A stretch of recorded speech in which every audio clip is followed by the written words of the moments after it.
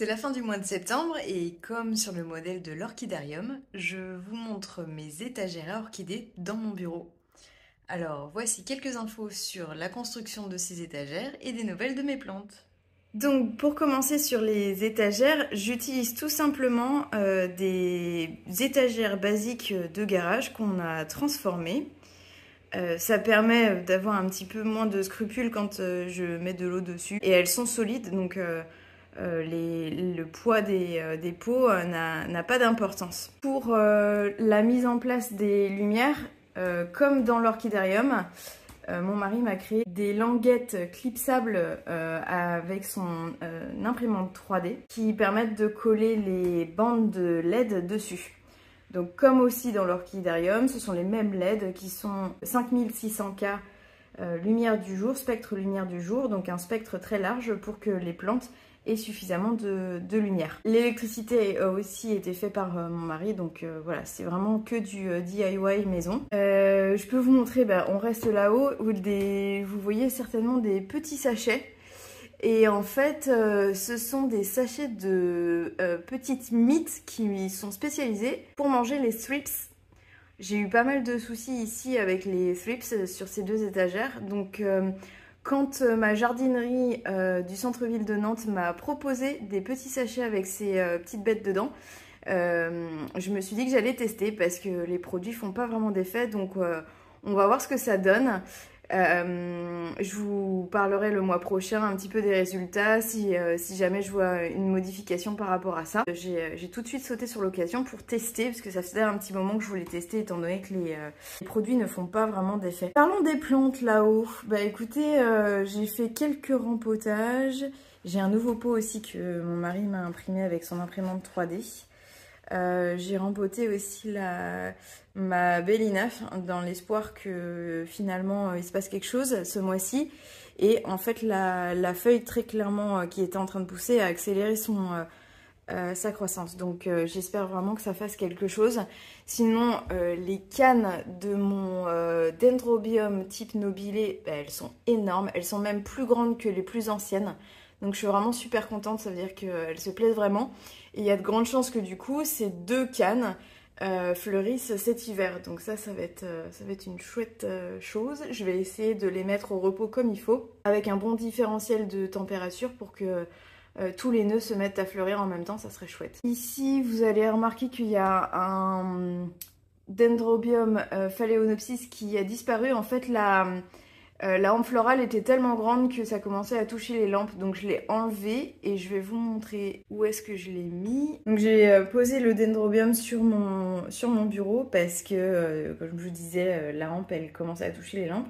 Et aujourd'hui, on a une dizaine de boutons en développement et ils commencent à changer de couleur, donc c'est une bonne nouvelle, ça devrait bientôt s'ouvrir. De retour sur l'étagère, sinon tous les Phalaenopsis hybrides que vous voyez sur le fond là, ils font leur petit bonhomme de chemin au niveau développement des feuilles. Donc j'espère que la baisse des températures va finalement faire démarrer les hampes d'hiver. Pour vous montrer, aujourd'hui on est à 22 degrés 4, alors que pendant l'été on était facilement à 26 tous les jours. Donc voilà, donc il y a des chances que ça commence dans les prochaines semaines. Sinon mon Miltoniaopsis Hair Alexander, il va bien, ça pousse. Donc je vais essayer de ne pas oublier de bien l'arroser parce que comme on voit il y a des petites traces de sécheresse, donc on va essayer de faire ça au mieux. Et puis sinon, tout le monde va bien. J'ai pas eu de mauvaise surprise de ce côté-là.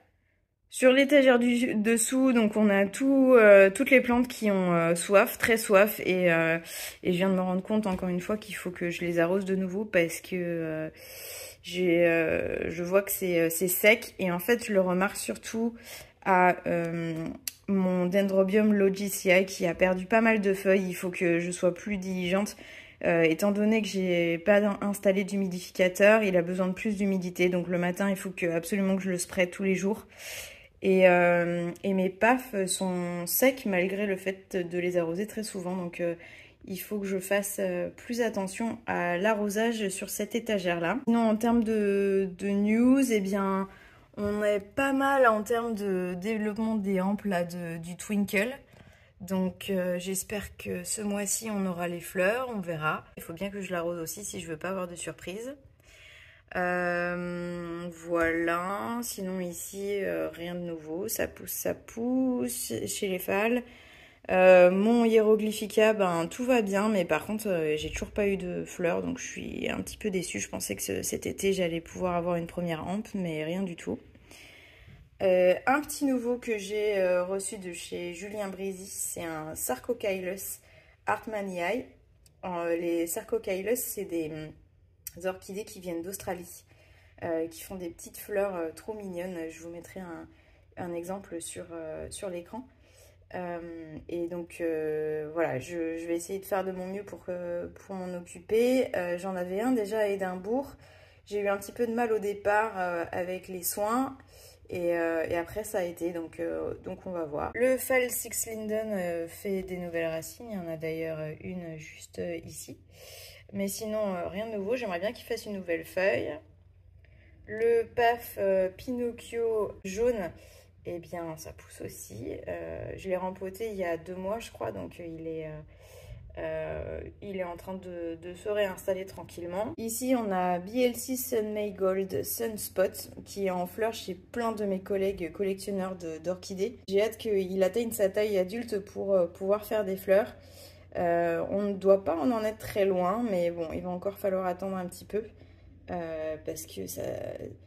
il fait des fleurs magnifiques jaunes avec des petits points rouges, donc j'ai trop hâte de le voir. J'aime beaucoup la forme aussi des fleurs. Ici, mes kékis de Dendrobium, eh ben, ils sont pas au top, là, ils ont perdu leurs feuilles.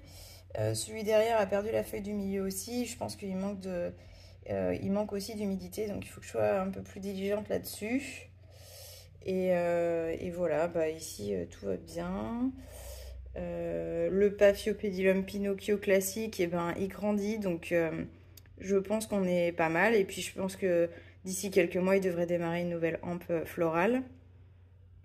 Et voilà, et les Bulbophyllum aussi poussent, font des racines. Celui-ci, le Medusae, je l'ai rempoté il y a quelques mois, je dirais, il y a deux mois, oui. Et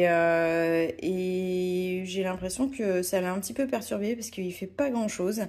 Mais bon, du moment que les bulbes sont toujours là, les feuilles sont ok, on verra ça dans les mois qui arrivent. Comme dans l'orchidarium, vous voyez que en dessous ici, j'ai un tapis chauffant qui permet en hiver aussi de garder une température sympathique pour les plantes qui ont besoin de plus de chaleur. Et puis en haut, par contre, j'avais acheté un panneau de LED sur Amazon.